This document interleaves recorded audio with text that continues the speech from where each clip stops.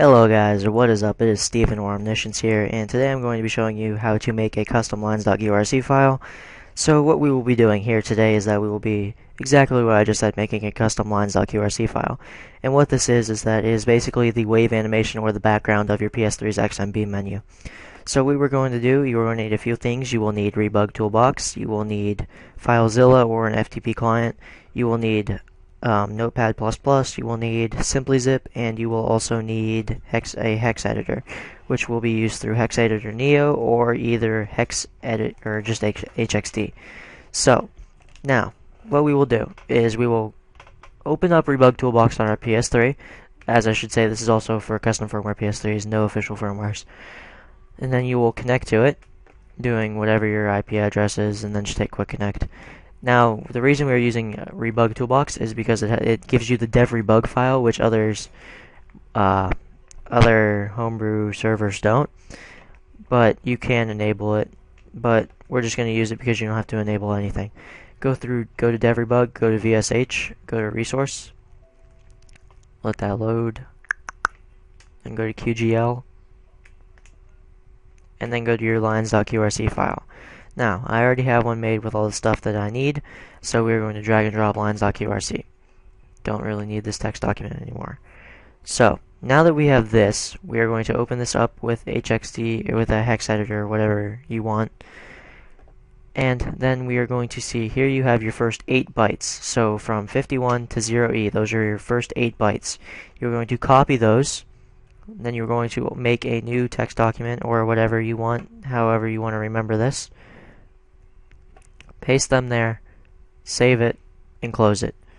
Now, you are going to take those same 8 bytes and delete them. Notice how 78 was my 8th byte, and now it is my 0th byte. That means we did it correctly. So you save it, and then you can close out of that. You don't need that anymore. Now, you go to SimplyZip, open up that. You should see this pop up. Now you're going to click External Progs, go to zlibpack/unpack, click this, and then you should open or find your lines.qrc file. Double click that, click decompress, and then click start. And this will click over, and then your decompression will finish. Now you have this lines file. Now that we have that, we're just going to leave that alone for now, and we are going to open up our color settings.js in a hex or in a Notepad++. This one's actually edited, so let me go find my quick one really quick. My one that isn't edited, and nope, didn't want to open in hex editor. Open with Notepad. Don't need hex editor. Okay, now this one is edited, and so is this one. So actually, anyway, you will see these will be ones. Here, I'll be right back. I'm gonna find the original one and download that for you. I'll be right back. Thanks to the magic of video editing, I am back in only a couple of seconds. So now that I have found the color settings.js that is correct, I will also link this down in the description. You will see this when you open it in Notepad. So, right here, this 1 right here, it means it is the top half of your background. This 2 means it's the bottom half of your background. 3 means it's the left half of your wave, and 4 means it's the right half of your wave. Now, for the middle of your wave, it will just take whatever color you have for your 3s, and then whatever color you have for your 4s, and then it will just mix them together and find the middle of it, and that'll put that in the middle of your wave. So, now, what I'm going to be making for you is a, how do I say this, a black background, lines.qrc with a red left half and a green right half. So, this one that's at the end, or whatever number is at the end, is basically the intensity of the color that is signified right here. So red, green, or blue, RGB. So now we're going to basically copy that, and then hit Control F, go to replace, and then we're going to replace it.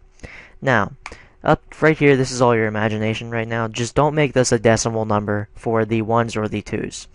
So basically, I'm just going to make it a 0. If you want to make it a black, it's going to make it all zeros, which will basically, as I said before, the intensity of the color. So 0 intensity would just basically draw out the color. So there would be no red. Now we're going to make it so there's no green. Make that a 0 also. Replace all. Click out of that. Copy this. Replace. Oops. Make that a 0. replace all, okay, click out. And then what we just did there with making the zeros is we just drowned out all the color in the top half of our background. So you could make it a full black background, or you could just, yeah, it's hard to explain. Oh, didn't want to click the replace tab. There we go, replace all. Oops. And then almost done here. Replace, make that a 0 and replace all. Okay, so what we have done here is we made the top half of our background 0 of these colors. So no red, no green, no blue, which is just black. And we did the same exact thing for the bottom half of our background, which will make it black. Now, here's where it gets fun and where you can custom edit stuff. But like I said before, I'm only going to make this a the left half will be red. So you're going to only copy up to the second or the first 0 after the decimal place or the tenths place, and then you're going to replace that. So if you want to make it just one color, my bad, sorry about that. If you're going to make it one color, make it 7.0. That's a good intensity for one color, and then you just hit replace all. And then here you could do whatever you wanted with green. You could add more green, or you could add more blue. But like I said, only go up to the tenths place of this number. Do not go any farther back, or else you will probably soft brick. Now for our right half of our green, we're going to make that also 7.0. 7.0, and then replace all. And then now what I just did was I made it a full black background with a red left half with an intensity of 7, and a green green right half with an intensity of 7. Now another thing I also like to do is I like to lower down the brightness of this so it looks a little more ominous with the black in the background, and you don't see that much. So I'll just make that a 0.4 and then replace all. So now that you've done that, you're going to save your file. When you're done editing, save your file. And then close out of that. So let me just drag this into our lines file. Don't need this one. And there we go. Now that we are done with that, we will open up the color settings in our edit, or not notepad, edit with it, hex editor. Close out of that. Don't need that. Okay. So now, this is our color settings. We are also going to open up our lines file in the hex editor too. So these are the color settings which you just edited. So let's go up all the way to the top. Whoa, that went down pretty far. All the way to the top, click this 23 byte, click Control A and Control C. So you selected the whole entire document and then you copied it. Now you click on your lines file and you click over here in this little drop down box, click and type 1, 2, 3, 4 zeros, 39 F0.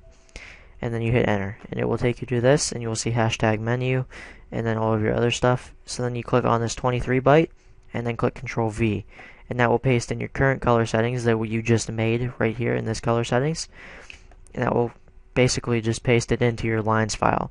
So then you'll hit File, Save Your Lines file, so that way there's no red text, and then you will exit out of that. You don't need that anymore.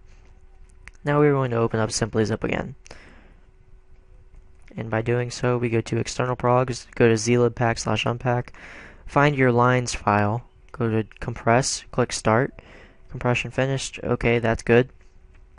And then you have a lines.zlp. So you don't need your lines.qrc file anymore, but if you want to make a backup, rename it to lines.qrc.org, and then you have your original file. And then you can rename your lines.zlp to lines.qrc, and then save it. And then you will open this in a hex editor one more time, but since hex editor Neo doesn't allow me to, come on, open, search, come on.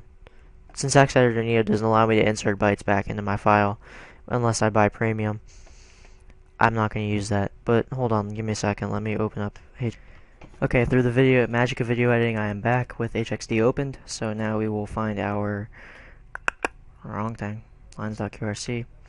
We have our lines file, lines.qrc. Go ahead and insert that into HXD, and then get that text document that you made earlier with your first 8 bytes. Go ahead, copy those, minimize out of that, and then make sure you're before this 0th byte, and then paste it, and then there you go. Now you have your custom lines.qrc file. Go ahead, save that, and then you are going to transfer that file back over to your file here, or your FileZilla. Go go ahead and replace it since I just made the same one I had. And then now I will open up, let's see, ArcSoft. Search ArcSoft so I can show you what it looks like. This is 8 seconds behind, so it will take some time to load. Capture. Okay. So now that this has loaded, we are free to back out of Rebug Toolbox. I'm just going to wait till you can see picture. Wrong thing. Capturing the wrong thing. Give me a second. Okay, so I'm back and I'm in Rebug Toolbox. So now you're just going to exit out of that really quickly, and then you will see my custom lines. So give it a few seconds to show up on ArcSoft, and then you are cool to go. You are good. So there you go. There's your custom lines. And hope you guys enjoyed this tutorial, and I'll see you guys later. Bye.